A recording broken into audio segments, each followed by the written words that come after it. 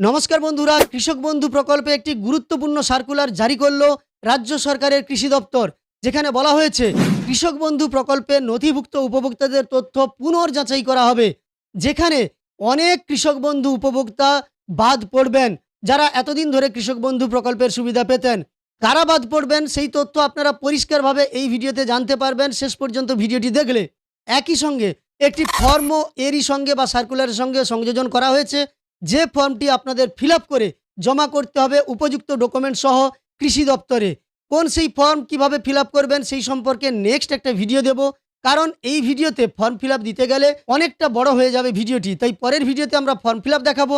এই ভিডিওতে কোন সার্কুলারটা জারি করা হয়েছে এবং সার্কুলারে তথ্য কিভাবে যাচাই করতে বলা হয়েছে সেই সম্পর্কে দেখব। তবে আপনাদের বলে রাখি, যারা সরকারি চাকুরি করতেন কিংবা পেনশন পেতেন কিংবা একই পরিবারের একাধিক উপভোক্তা যারা কৃষক না হওয়া সত্ত্বেও কৃষক বন্ধু প্রকল্পের সুবিধা নিতেন, আবার শোনা যায় কৃষক বন্ধুতে এমনও উপভোক্তা আছে যারা একাধিকভাবে সুবিধা পায়, একাধিকভাবে আবেদন করেছেন, সেই সমস্ত ঝাড়াই বাছাই প্রক্রিয়া কিন্তু এবার শুরু হচ্ছে এবং 1 মাসের মধ্যে সেই প্রক্রিয়া সম্পন্ন হবে, যা সার্কুলারে বলা হয়েছে। আপনারা অন স্ক্রিন সেই সার্কুলারটা দেখতে পাচ্ছেন, যা গত 3/7/2026-এ গভর্নমেন্ট অফ ওয়েস্ট বেঙ্গলের ডিপার্টমেন্ট অফ এগ্রিকালচার নবান্নের পক্ষ থেকে প্রকাশ করা হয়েছে। এই সার্কুলারের বিষয়বস্তু কি দেখুন: verification, rationalisation and revalidation of beneficiaries under the কৃষক বন্ধু নতুন স্কিম, অর্থাৎ কৃষক বন্ধু নতুন প্রকল্পে পুনর্যাচাই করার কথা বলা হয়েছে।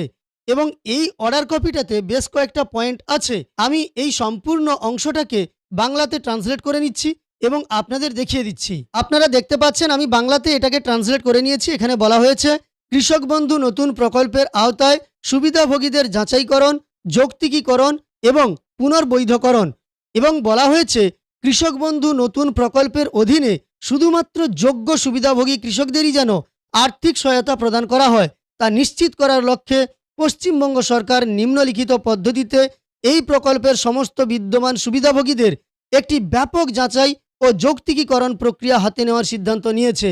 এবার সঠিক এবং যোগ্য সুবিধাভোগী যাতে কৃষক বন্ধু প্রকল্পের টাকা পায়, তাই কিন্তু সিদ্ধান্তগুলো নেওয়া হয়েছে এবং 1, 2, 3, 4 করে পয়েন্ট ভিত্তিতে সিদ্ধান্তগুলো সম্পর্কে জানানো হয়েছে।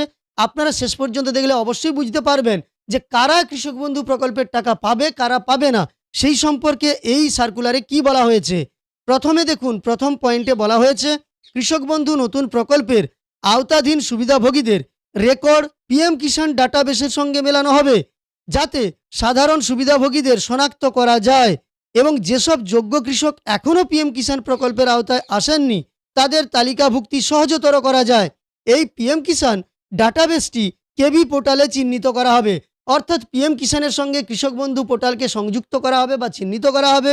সেখানে যারা যোগ্য হওয়া সত্ত্বেও এখনও পর্যন্ত পিএম কিষাণের সুবিধা পাচ্ছেন না, তাদেরকে যাচাই করে এখানে কিন্তু সংযুক্ত করা হবে। 2 নম্বরে বলা হয়েছে কৃষক বন্ধু ডাটাবেসের মাঠ পর্যায়ের যাচাইয়ের সময় নির্ধারিত ফর্মে বিস্তারিত অনুসন্ধান করে অন্যান্য তথ্যের পাশাপাশি সুবিধাভোগী এবং তার জীবনসঙ্গীর বিবরণ, যেমন ব্যাঙ্ক অ্যাকাউন্ট, আধার নম্বর, এপিক নম্বর এবং সুবিধাভোগীর জমির বিবরণ সংগ্রহ করতে হবে। কোনো সুবিধাভোগী কেন্দ্রীয় সরকার, রাজ্য সরকার, সংবিধিত সংস্থা কিংবা সরকারি উদ্যোগ, পঞ্চায়েত, পৌরসভা, স্থানীয় সংস্থা, সরকারি সাহায্যপ্রাপ্ত শিক্ষা প্রতিষ্ঠান বা অনুরূপ কোনো প্রতিষ্ঠান থেকে নিয়মিত বেতন বা পেনশন গ্রহণকারী স্থায়ী কর্মচারী কিনা তা নির্ধারণ করার জন্য যাচাই করা হবে। সুবিধাভোগী একজন আয়করদাতা কিনা তা নিশ্চিত করার জন্যও যাচাই করা হবে। এই মানদণ্ডগুলি চিহ্নিত করা হবে এবং কৃষক বন্ধুর পোর্টালে যথাযথভাবে চিহ্নিত করা হবে। অর্থাৎ এখানে পরিষ্কারভাবে বলে দেওয়া হয়েছে যে কাদেরকে মূলত চিহ্নিত করতে চাইছে রাজ্য সরকার।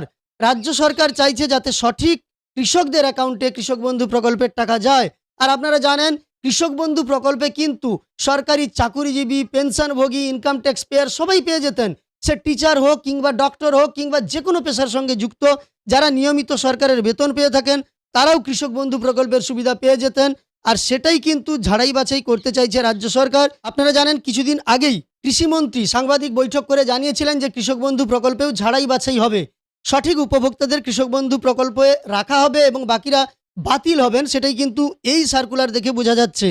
3 নম্বর পয়েন্টে বলা হয়েছে এসআইআর 2026 চলাকালীন মৃত, স্থানান্তরিত তালিকা থেকে বাদ পড়া এবং অনুপস্থিত ভোটার হিসেবে চিহ্নিত সুবিধাভোগী খসড়া তালিকা প্রকাশের পর দ্বিতীয় তালিকায় বাদ পড়া, বিচার বিবেচনার পর বাদ পড়া এবং ভোটার স্লিপ বিতরণের সময় পাওয়া এএসডিডিকে চিহ্নিত করে কৃষক বন্ধু পোর্টাল বা কেবি পোর্টালে যথাযথভাবে ফ্ল্যাগ করা হবে। যে সকল সুবিধাভোগী এসআইআর ট্রাইব্যুনালে আপিল করেছেন অথবা যাদের নাগরিকত্ব বা সংশোধন আইনের অধীনে করা আবেদন বিচারাধীন রয়েছে তাদের কৃষক বন্ধু পোর্টালে যথাযথভাবে ফ্ল্যাগ করা হবে। অর্থাৎ এখানেও কিন্তু ভোটার তালিকা থেকে যারা বাদ পড়েছেন তাদের বাদ দিয়ে দেওয়া হবে অন্যান্য প্রকল্পের মতো। 4 নম্বর পয়েন্টে বলা হয়েছে সুবিধাভোগীদের মধ্যে একটি প্রমিত যাচাইকরণ ফর্ম, অর্থাৎ এখানে কিন্তু একটি ফর্মের কথা বলা হয়েছে, যে ফর্ম আমি পরের ভিডিওতে ফিল আপ করে আপনাদের দেখাবো। ফর্মটিও কিন্তু এর সঙ্গে দেওয়া হয়েছে। সেই ফর্মের কথা বলা হয়েছে বিতরণ করা হবে। যথাযথভাবে পূরণ করা ফর্ম এবং সহায়ক নথি সুবিধাভোগী ও তার স্বামী কিংবা স্ত্রীর আধার কার্ডের ফটোকপি, সুবিধাভোগী ও তার স্ত্রী বা স্বামীর এপিক নম্বর, জমির আরওআর এর ফটোকপি, সুবিধাভোগী ও তার স্বামী অথবা স্ত্রীর ব্যাঙ্ক অ্যাকাউন্টের ফটোকপি প্রাথমিক যাচাইকরণের সময় সংগ্রহ করা হবে এবং একটি অনন্য ক্রমিক নম্বর দিয়ে প্রাপ্তি স্বীকার করা হবে, অর্থাৎ আপনাকে একটা রিসিপ্ট কপিও দেওয়া হবে। 5 নম্বরে বলা হয়েছে সকল দিক থেকে সম্পূর্ণ বলে বিবেচিত আবেদনপত্রগুলো অনুমোদিত ব্যক্তি কর্তৃক যাচাই করে পোর্টালে আপলোড করা হবে। যারা সঠিক হবেন তাদের তথ্যই কিন্তু পোর্টালে আপলোড হবে, বাকিরা বাদ পড়বেন। যাচাইকারী কর্মকর্তা সুপারিশসমূহ লিপিবদ্ধ করবেন, যাচাইকৃত হিসেবে চিহ্নিত করবেন এবং চূড়ান্ত অনুমোদন বা প্রত্যাখ্যানের জন্য আবেদনপত্রটি পরবর্তী উপযুক্ত কর্তৃপক্ষের কাছে প্রেরণ করা হবে।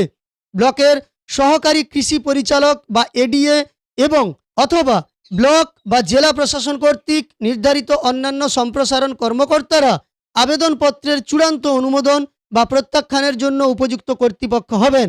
এবার 6 নম্বরে বলা হয়েছে জেলা ম্যাজিস্ট্রেট এবং ব্লক উন্নয়ন কর্মকর্তা যাচাই কার্যক্রমটি সময়মতো সম্পন্ন করার জন্য প্রয়োজনীয় জনবল ও লজিস্টিক সহায়তা প্রদান করবেন।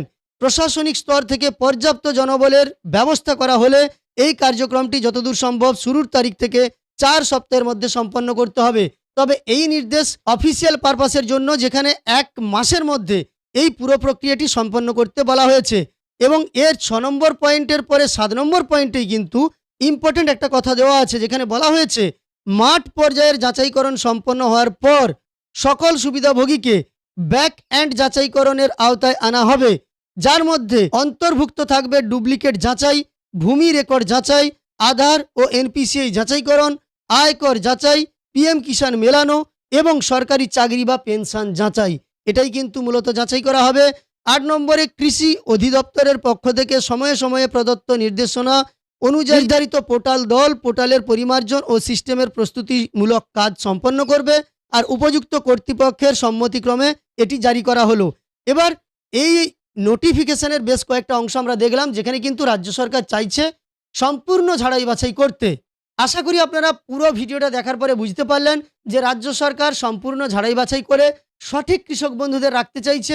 তাহলে হয়তো এর থেকে বোঝা যায় কৃষক বন্ধু প্রকল্প বন্ধ হবে না, কৃষক বন্ধু প্রকল্প থাকবে, তবে তাতে যারা উপযুক্ত তাদেরকেই কৃষক বন্ধু প্রকল্পের টাকা দেওয়া হবে এবং পিএম কিষাণের মতো পরিবারের একজনকে দেওয়া হবে কিনা সেই সম্পর্কে এখন বোঝা না গেলেও পরবর্তীকালে আমরা বুঝতে পারবো। আপাতত এই ভিডিওটির মাধ্যমে আমরা দেখলাম মূলত আয়করদাতা কিংবা সরকারি চাকরি যারা করেন, পেনশনভোগী যারা, এই সমস্ত উপভোক্তাদের কৃষক বন্ধু প্রকল্প থেকে কিন্তু বাতিল করা হবে, সেটা পরিষ্কারভাবে বোঝা যাচ্ছে। সম্পূর্ণ ভিডিওটি আপনার উপকারে এসে থাকলে একটি লাইক করবেন। এই ধরনের ভিডিও আরও পাওয়ার জন্য চ্যানেলটিকে সাবস্ক্রাইব করে পাশে থাকা নোটিফিকেশন বেল আইকনটা অল করে রাখবেন। আর ফেসবুক থেকে দেখে থাকলে অবশ্যই পেজটিকে ফলো করে রাখবেন।